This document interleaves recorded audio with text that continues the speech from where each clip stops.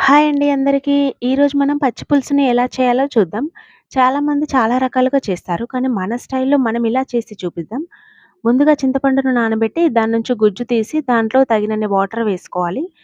పులుపు ఎక్కువగా ఉండొద్దండి. ఎందుకంటే పులుపు ఎక్కువగా ఉంటే తినలేము. నార్మల్‌గా ఉండాలి.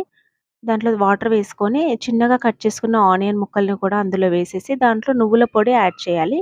నువ్వుల పొడి వేయించి పొడి చేసి పెట్టుకోవాలి. ఆ పొడిని వేస్తే టేస్ట్ చాలా బావుంటుంది పచ్చి పులుసుకి. దీంట్లోనే అల్లం వెల్లుల్లి పేస్ట్, తగినంత సాల్ట్ వేసేసి కలిపి పక్కన పెట్టేసుకోవాలి. తర్వాత పోపు కోసం పాన్ పెట్టి స్టవ్ పైన కొద్దిగా ఆయిల్ వేసి అది హీట్ అయ్యాక దాంట్లోనే జీలకర్ర ఆవాలు, ఎండుమిర్చి, పచ్చిమిర్చి మన కారానికి తగ్గట్టుగా వేసుకోవాలండి. ఇవి వేగాక కరివేపాకు కూడా యాడ్ చేసి అవి కొద్దిగా చిటపటమన్నాక పసుపు యాడ్ చేసి కలిపాలి. ఇది ఒక్క 2 మినిట్స్ ఉంచిన తర్వాత ఈ పోపు మొత్తాన్ని మనం కలిపి పెట్టుకున్న పులుసులో వేసేసుకోవాలి.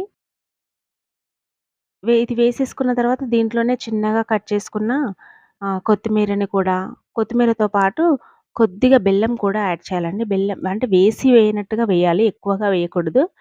బెల్లం యాడ్ చేస్తే టేస్ట్ బావుంటుంది. అంతేనండి. ఇంకా ఎంతో టేస్టీగా పచ్చి పులుసు రెడీ.